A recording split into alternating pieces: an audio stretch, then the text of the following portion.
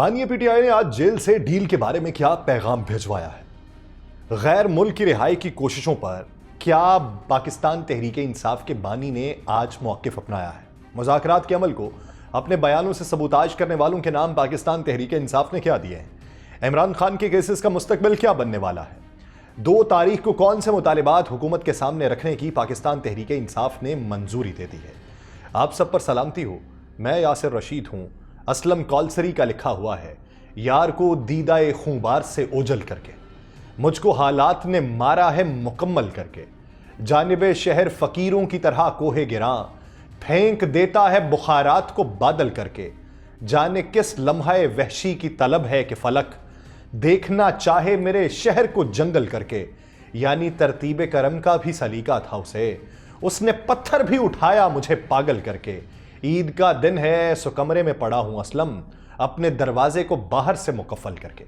موجودہ صورتحال میں ابتدا کے اندر اٹھائے گئے تمام تر سوالوں کا احاطہ اسی ویلاگ کے اندر کیا جائے گا۔ آج کے دن پاکستان کے سابق وزیر اعظم اور بانی پاکستان تحریک انصاف عمران خان کی بہن علیمہ خان کے مطابق سابق وزیر اعظم نے یہ کہا ہے کہ نہ انہیں کسی سے کوئی ڈیل کرنی ہے، نہ ہی کوئی غیر ملک انہیں رہا کروا رہا ہے۔ اڈیالہ جیل میں عمران خان اور ان کی اہلیہ بشرا بی بی کے خلاف آج توشہ خانہ 2 کیس کی سماعت تھی۔ اس موقع کے اوپر اسپیشل جج سینٹرل شاہ رخ خان ارجمن کی عدالت تھی جس میں انہیں پیش کیا گیا، اور مقدمے کی سماعت کے بعد میڈیا سے جو گفتگو کی اس میں علیمہ خان نے کہا کہ عمران خان یہ پوچھتے ہیں کہ جب وہ مقدمات کا سامنا کر رہے ہیں تو انہیں ڈیل کرنے کی ضرورت کیا ہے؟ علیمہ خان کے مطابق عمران خان نے یہ کہا ہے کہ انہوں نے جیل کا سامنا کیا اور جب ان کے کیسز ختم ہو رہے ہیں تو اس نہج پر آ کر وہ کوئی ڈیل کیوں کریں گے؟ اور عمران خان نے گزشتہ ہفتے یہ دعویٰ کیا تھا کہ انہیں ڈیل کے نتیجے میں اڈیالہ جیل سے بنی گالہ میں واقع ان کے گھر میں نظر بند کرنے کی پیشکش کی گئی تھی، لیکن انہوں نے اس پیشکش کو قبول نہیں کیا تھا۔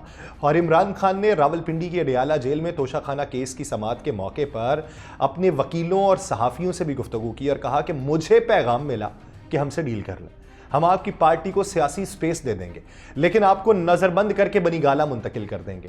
تو کہتے ہیں میں نے آگے سے یہ جواب دیا کہ پہلے باقی سیاسی قیدیوں کو رہا کریں، میں جیل میں رہ لوں گا لیکن کوئی ڈیل قبول نہیں کروں گا، نظر بندی یا خیبر پختونخوا کے کسی جیل میں نہیں جاؤں گا۔ یہی گفتگو ان کے سوشل میڈیا اکاؤنٹ سے پوسٹ کی گئی، لیکن اس کے اندر یہ نہیں بتایا گیا کہ یہ ڈیل کی پیشکش کی کس نے تھی۔ میں نے اس ضمن کے اندر فیصل چودھری صاحب سے سوال اٹھایا تھا، میں نے کہا جی حضور یہ بتائیے کہ پہلے تو آپ کہتے تھے حکومت سے ڈیل کرنا ہی نہیں، ڈیل کسی اور سے کرنی ہے، طاقتور حلقوں کے ساتھ ڈیل کرنی ہے یا مذاکرات کرنے ہیں ان کے ساتھ، تو مذاکرات اب آپ حکومت کے ساتھ کرنے کو آ گئے ہیں، تو یہ آپ کو پیشکش کس نے کی تھی؟ کیا انہی لوگوں نے پیشکش کی؟ انہوں نے کہا جی ان لوگوں کے پاس کیا یہ طاقت ہے؟ تو میں نے کہا اچھا اس کا مطلب یہ کہ طاقتور حلقوں نے ہی آپ کو یہ پیشکش کی؟ تو پھر وہ بات جو آپ پہلے کہتے تھے کہ ان کے پاس تو کوئی طاقت نہیں ہے تو ان سے آپ بات کرنے چلے گئے، جن کے پاس طاقت تھی وہ آپ کو پیشکش کر رہے ہیں اور آپ اس سے انکاری ہو گئی، یہ سمجھ سے بالاتر بات ہے۔ تو انہوں نے آگے سے یہ جواب دیا کہ یہ مذاکرات بھی کسی مذاکرات کا ہی نتیجہ ہے، یہ فیصل چودھری صاحب نے کلیم کیا تھا۔ تو اب اس ضمن کے اندر وہ کیسز کے بارے میں جو بات کر رہی ہیں علیمہ خانم صاحبہ کہ جب کیسز ختم ہو رہے ہیں تو پھر ڈیل کرنے کی ضرورت کیا ہے؟ اب کیسز ختم ہو رہے ہیں وہ ان کو دکھائی دے رہا ہے، جو 190 ملین پاؤنڈ یعنی القادر ٹرسٹ کا کیس ہے، ابھی یہ جو توشہ خانہ 2 کا کیس ہے، اس کے نتائج کیا نکلتے ہیں اس کے بعد ہی پتہ چلے گا کہ کیسز آیا واقعی ختم ہو رہے ہیں یا پھر یہ ان کو پہلے سے پتہ ہے کہ کیسز ختم ہو رہے ہیں۔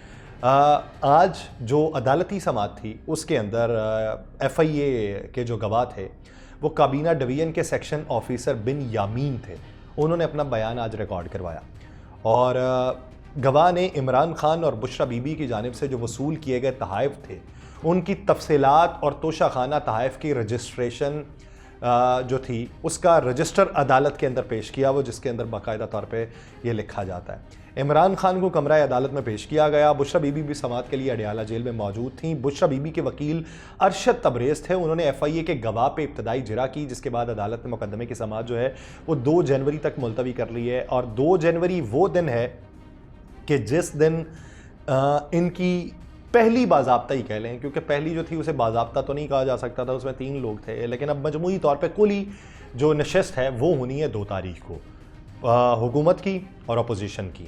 दूसरी तरफ इन्हीं दिनों में वज़ीर दिफा ख्वाजा आसिफ साहब, पाकिस्तान पीपल्स पार्टी के चेयरमैन बिलावल भुट्टो ज़रदारी साहब, उन्होंने तनकीद की पीटीआई पे और बड़ी खुल के की। तो शेख वकास अकरम जो सेक्रेटरी इत्तलात है पीटीआई के, पहले उनका मौक़िफ़ सुने कि वो क्या कहते हैं, फिर मैं आगे जाके इस बारे में असल ख़बर की तरफ आता हूँ। वकास अकरम साहब कहते हैं सियासी मदारी अंदरून खाना इस बात को तस्लीम कर रहे हैं कि इमरान खान ही पाकिस्तान की वाहिद सियासी हकीकत है जिसने मुल्क की तरक्की के लिए अपनी सुकून और आराम को कुर्बान कर दिया। उन्होंने ये कहा है कि मीडिया कवरेज और अवामी तवज्जो हासिल करने के लिए ये बानी पीटीआई को तनकीद का निशाना बना रहे हैं और हदफ तनकीद बनाने वालों को नवाज़ शरीफ और आसिफ जरदारी का दरबारी और सियासी मदारी करार दिया। उन्होंने कहा जी खान आलमी सतह का लीडर, उसके नक़ाद महज अपने आकाओं के प्यादे हैं जिनका काम बिला जवाज़ तनकीद करना है, क्योंकि शरीफ और जरदारी जो हैं इन लोगों ने, पुराने सियासी ख़ानदानों ने अपनी सियासत का ख़ात्मा कर लिया और उनकी सियासत का ख़ात्मा करीब तर है। उन्होंने ये भी कहा कि इक़्तिदार के लालची अफराद का ये इत्तेहाद जो है वो मुल्क की मफादात के लिए नहीं है बल्कि इमरान खान को सियासी मंजरनामे से बाहर करने के लिए है, और ये मज़मूम मंसूबा उल्टा पड़ गया है और बानी पीटीआई को साइड लाइन करने में नाकाम हो गए हैं। फिर उन्होंने कहा बिलावल भुट्टो ज़रदारी जो है वो नाराज़ सियासी बच्चे हैं और इमरान खान जैसे आलमी रहनुमाओं की बजाय अपनी सतह के सियासी लीडर के साथ बहस पे तवज्जो मरकूज़ करें और अपने सियासी तौर पे नापुख्ता जो इस वक्त जहन है उसको मजबूत करें। और फिर मुस्लिम लीग नून पे उन्होंने कहा जी दबाव डालने के लिए आप इस्तेमाल करें इस हरबे को, हमारे ख़िलाफ़ ना करें। उन्होंने कहा है कि सौदेबाजी नहीं करेगा खान, गैर मुल्की मुदाखलत पर इंसार नहीं हमने किया, जिन्होंने मुल्क को तबाही की हालत में छोड़ा और जेलों से बचने और बाहर निकलने के लिए मुज़ाकरात किए, तो उनके मुकाबले में हमें ना आप गिरदाने। फिर उन्होंने ख्वाजा आसिफ साहब के ऊपर ये कहा कि इंतहाई मज़हक़ा ख़ेज़ उनके बयानात हैं, जो सुल्तान महमूद गज़नवी के बारे में भी उन्होंने कहे। तो ये मज़हक़ा ख़ेज़ ही सियासतदान इस तरह के बयानात दे सकता है जिसने पाकिस्तान को बैनुल अक़वामी सतह पे शर्मिंदा किया है। हालांकि वो वज़ीर दिफ़ा और वज़ीर ख़ारजा जैसे अहम ओहदों के ऊपर फाइज़ रह चुके हैं। उन्होंने ख्वाजा आसिफ को मुखातिब करते हुए कहा कि आप और आपके साथी बरसों से ये दावा कर रहे हैं कि इमरान खान जो है वो फ़ौज का प्रोजेक्ट है, तो अब आके आप जो हैं वो दूसरी तरफ को निकल गए। इस मौजूदा सूरत हाल में ये बम्बारमेंट तो बढ़ती हुई दिखाई दे रही है, लेकिन इस बम्बारमेंट के बढ़ने में जो रुकावट आनी चाहिए थी वो नहीं आई। क्यों नहीं आई? तो क्या ये भी उसी अमल का हिस्सा है कि बम्बारमेंट में कमी नहीं आएगी? अगर अपने तई से कमी लाई जाए तो ये दोनों अतराफ़ के लिए नुकसानदेह भी है सियासी तौर पे, और अगर कौमी तौर पे देखना है तो फ़ायदेमंद भी है। तो हल्की फुल्की आंच पे ये चीज़ें चलती रहनी चाहिए, चलें 2-4 अशख़ास की तरफ से ही हों लेकिन चलती रहनी चाहिए, मजमूई तौर पे ना हो। दूसरी तरफ सेनेटर इरफान सिद्दीकी साहब ने कहा है कि दोनों फ़रीक़ैन का मुज़ाकरात पे आमादा हो जाना भी एक बड़ी कामयाबी है। अच्छे मनाज़िर होते हैं जब आमने सामने बैठते हैं और चाय पीते हैं, अच्छी गुफ्तगू होती है। कम से कम कमेटी की हद तक हमने माजी के वाक़यात को पसे पुश डाल दिया, हमने अभी तक चार्टर ऑफ डिमांड तैयार नहीं किया। उन्होंने कहा हम जमात या किसी फ़र्द के नहीं पाकिस्तान के हवाले से मुज़ाकरात कर रहे हैं और मिसाक़ जमहूरियत बेनज़ीर भुट्टो के साथ तय हुआ था, बाद में खान साहब भी मुत्तफ़िक हुए थे। दहशतगर्दी के अफरीद से केपी मुतासिर हुआ है और कुछ ऐसे अवामल हैं जिन पर हमारे दरमियान कोई इख्तलाफ नहीं है। हम तो शुरू से ही मुज़ाकरात पे आमादा थे और नवाज़ शरीफ ने पहली तकरीर में बात ये भी की थी। और पाकिस्तान तहरीक इंसाफ के रहनुमा शौकत यूसुफ़ज़ई साहब ने कहा कि ख्वाजा आसिफ साहब को खौफ ये है कि कहीं रेहाना डार असम्बली के अंदर ना आ जाए, इसलिए वो नहीं चाहते कि मुज़ाकरात कामयाब हो। वज़ीर दिफ़ा कहते हैं कि इशारा है, आप ही बता दें कि किसकी तरफ से इशारा है। मुआशी मुश्किलात तब ख़त्म होंगी जब सियासी इस्तेहकाम आएगा, और सियासी इस्तेहकाम तब आएगा जब आप बैठ कर बात करेंगे। उन्होंने कहा कि जो 2 इवेंट्स थे उनका मलबा हम पे क्यों डाला जा रहा है, उसकी तहकीकात कर लें, जुडिशल कमीशन बनाते हैं, दूध का दूध पानी का पानी हो जाएगा।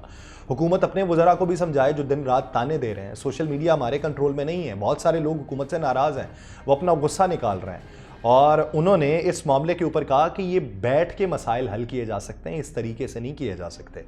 दूसरी तरफ अब सवाल ये है कि बम्बारमेंट तो है, गोलाबारी तो चल रही है, वो मुतालिबात क्या होंगे जो पाकिस्तान तहरीक इंसाफ उनके सामने रखेगी?